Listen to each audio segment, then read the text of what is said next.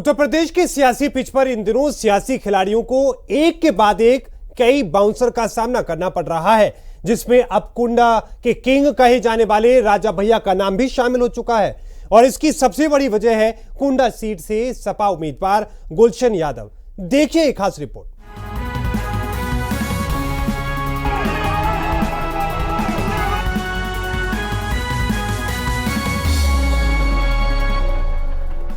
रघुराज प्रताप सिंह उर्फ राजा भैया पिछले 3 दशकों से प्रतापगढ़ की सियासत तय करने वाले राजा भैया एक बार फिर अपने पुराने अंदाज में प्रतापगढ़ की सियासत का रुख अपनी ओर करने की तैयारी में है। लेकिन सवाल ये है कि क्या इस बार राजा भैया की राह पहले की तरह आसान होगी?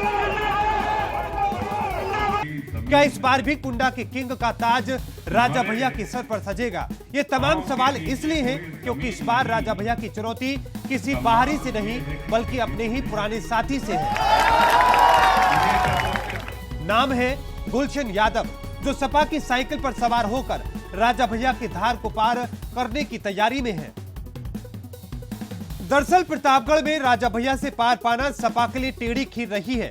यही वजह है कि सपा ने इस बार गुलशन यादव पर दाव लगाया है, क्योंकि सपा ये जानती है कि राजा भैया को कुंडा की सियासी पिच पर वही आउट कर सकता है जिसने राजा भैया के साथ लंबी सियासी पारी खेली हो,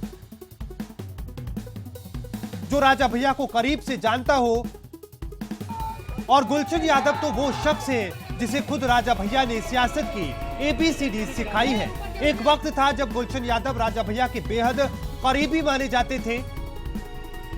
कुछ जानकार तो ये भी मानते हैं कि राजा भैया की वजह से ही गुलशन यादव को नाम और पहचान मिली।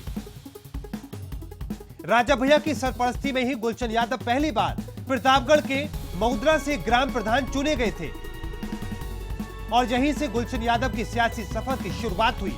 लेकिन समय के साथ वक्त और हालात दोनों ही बदल चुके हैं। अब गुलशन यादव राजा भैया के नहीं बल्कि सपा के सारथी बन चुके हैं और राजा भैया की सियासत को उन्हीं पर आजमाने की तैयारी कर रहे हैं, क्योंकि कुंडा में राजा भैया की तरह गुलशन यादव भी अपनी अच्छी पकड़ रखते हैं। प्रतापगढ़ में एंट्री के लिए राजा भैया का तोड़ निकालना सपा के लिए कितना अहम था, ये बताने के लिए राजा भैया का एक सियासी रिकॉर्ड ही काफी है।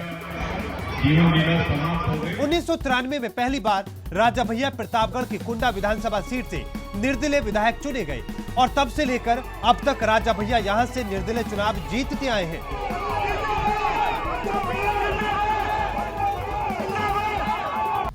राजा भैया की सियासी काबिलियत का अंदाजा इस बात से भी लगाया जा सकता है कि प्रदेश में सरकार चाहे किसी की भी क्यों ना हो, राजा भैया उस सरकार का हिस्सा जरूर रहे हैं।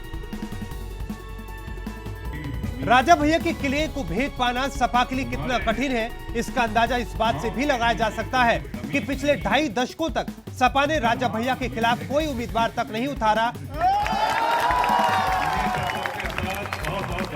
और हर बार राजा भैया निर्दलीय चुनाव जीतते आए। लेकिन इस बार सपा के पास राजा भैया के तोड़ के रूप में गुलशन यादव जैसा चेहरा मौजूद है, जो राजा भैया की सियासत का हर एक दाव पेच जानता है। हालांकि देखना यह होगा कि सपा का ये सारथी राजा भैया के राज को कुंडा से समाप्त कर पाता है या नहीं। Bureau report, R nine news. सवाल ये है कि फिर भी तुम्हें यकीन